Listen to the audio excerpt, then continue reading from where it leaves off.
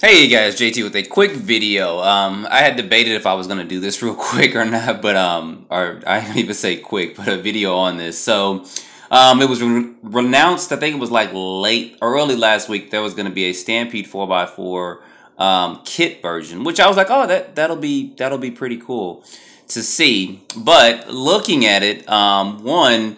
I was thinking they were going to do the VXL as a kit version, which they probably may do a little bit later on.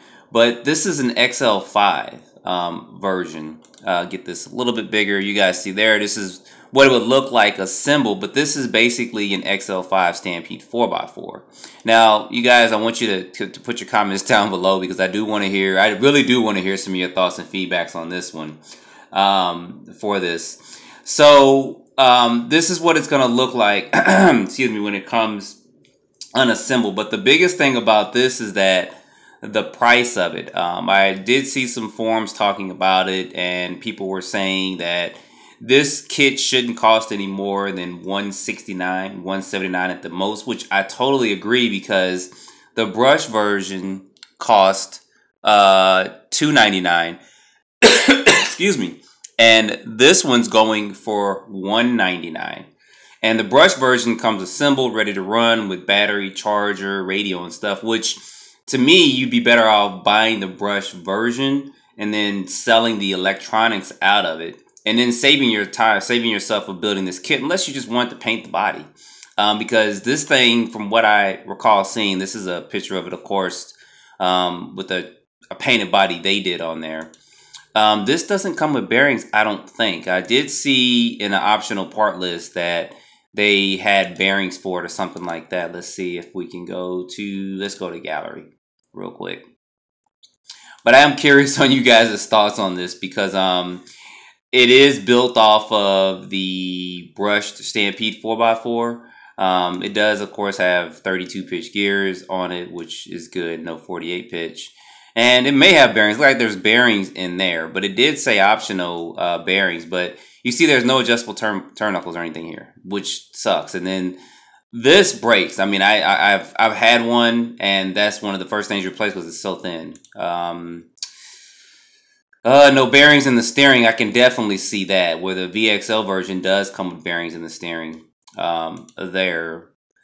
So this differential, in case you guys didn't know, the VXL to the brush version, like they did the Telluride, and they had their Rally series and stuff. The material that's on this differential is not the same material that's on their VXL version. So eventually, over time, this will wear down quicker. The diff gears will wear down quicker than the VXL versions will. It's just a different material. I've taken them out and looked at them, and I was like, oh yeah, they are different. Unless they've just recently changed that. So they probably give you detailed instructions here, which is this looks good. So I mean, I give them props on that. And you guys know I'm not hating on this. I love my Stampede 4x4s. I know I've had a whole bunch of them. But I think that with this, Traxxas should have lowered the price. I mean, $199, you might as well just spend an extra, what, 20 bucks or so and get a granite 4x4. It's ready to run, battery and everything. And you don't have to put it together. So I don't know. My thoughts are kind of mixed on this one here because you have to put it together, which could be projects for kids, but the price is just too expensive. $214 is the retail here, and I think A-Main is the only place or the only large scale online store that's gonna sell Traxxas stuff. And you guys see it here for $199. So you can go to amain.com and basically put in the part number here, 67010-4, TRA 67010-4, and you can pull it up and see, and you can purchase it from A-Main because they do have this in stock. But I think they're one of the few companies that actually carries Traxxas parts. Tower and Horizon do not anymore. But I don't know, guys. You let me know your thoughts on this because this is very interesting, especially at the price point. I know some of the Tamiya kits cost pretty high up as well, but people are willing to pay that price for it. I know the price kind of went up because of the tariff and stuff, but people are still buying them. I mean, this is cheaper than a Monster Beetle, and that's 2-wheel drive, and this is going to be more efficient and stuff, but I think the price should be lower. I mean, I could even deal with $189. Nah, I could do it $179. for a kit, but $199. So you're gonna pay about $210 or so for tax and all that added onto it. So I don't know, guys. Mixed reviews on my end with this one. Should the price stay the same or should it be lowered? Or what are you guys' thoughts on this as well? Because I think for what you're getting, it should be a VXL Stampede 4x4 and not the XL5 version. But that's just my thoughts and my opinions on this. So you guys tell me kind of what you think on this, because this is interesting. It's probably going to blow up some phones pretty soon. And we'll have to see how this thing sells as well.